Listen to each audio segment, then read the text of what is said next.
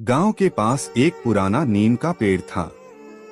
हर सुबह एक नन्ही चिड़िया आकर उसकी डाल पर बैठकर चहचहाती थी। पेड़ ही उसका घर और दोस्त था। एक दिन तेज आंधी आई और नीम का पेड़ टूटकर गिर गया। चिड़िया टूटी हुई जड़ के पास बैठकर चुपचाप रोने लगी। तभी बारिश शुरू हुई और उसी जड़ से एक छोटा सा पौधा निकल आया। चिड़िया की आंखों में फिर से उम्मीद चमक उठी। कुछ समय बाद वही पौधा एक बड़ा पेड़ बन गया। आज फिर चिड़िया उसी डाल पर बैठकर खुश होकर गाना गाती है। उम्मीद कभी नहीं टूटती। अगर कहानी पसंद आई हो तो लाइक और सब्सक्राइब जरूर करना।